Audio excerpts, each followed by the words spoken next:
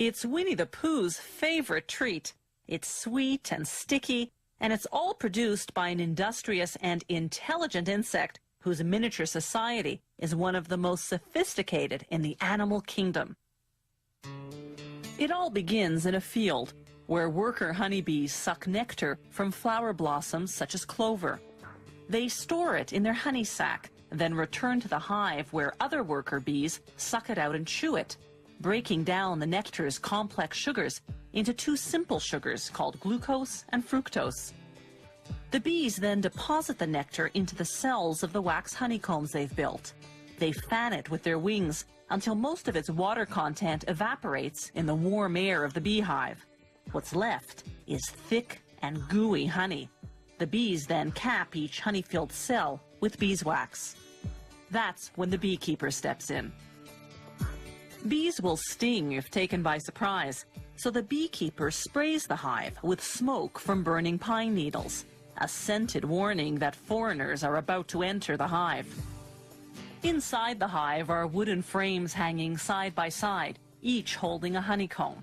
A hive can house hundreds of thousands of bees, all descendants of the prolific grand poobah of beedom, the queen bee. She's the big one in the middle. The queen bee lays up to 2,000 eggs a day, creating the workforce needed to feed and protect the colony.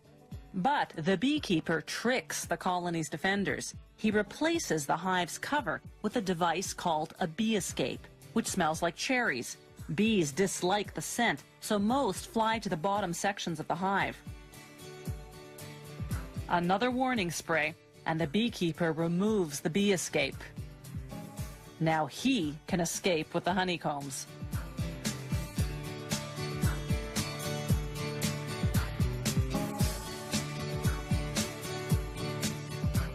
Inside the honey factory, they put the honeycomb frames on what's called an uncapping machine.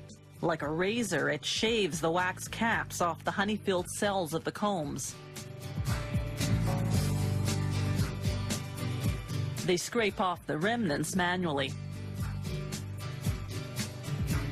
Then they set the frames on another machine called a honey extractor. It spins the honeycombs until all the honey is forced out of the cells. Afterwards, they filter the honey to remove any pieces of wax capping that slip through. Then, the honey is ready for bottling. Some beehives contain smaller frames designed to produce honey that isn't extracted from the honeycomb. Workers remove the frame and cut the honeycomb into pieces as is with a heated knife.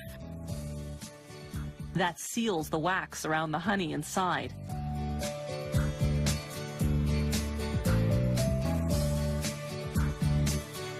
You eat it, wax and all.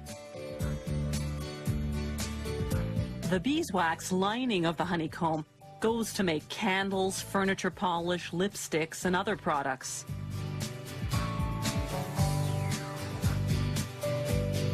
When producers have more liquid honey than they can sell, they simply let it granulate, develop sugar crystals, and turn hard and white. Then, when the orders come in, they return it to its original liquid form by heating it to 130 degrees Fahrenheit. They vacuum clean the jars.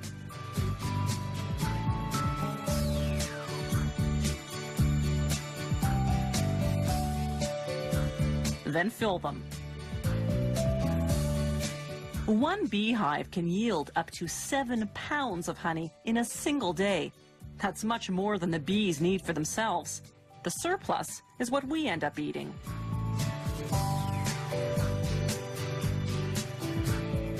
Honey production today is both efficient and humane.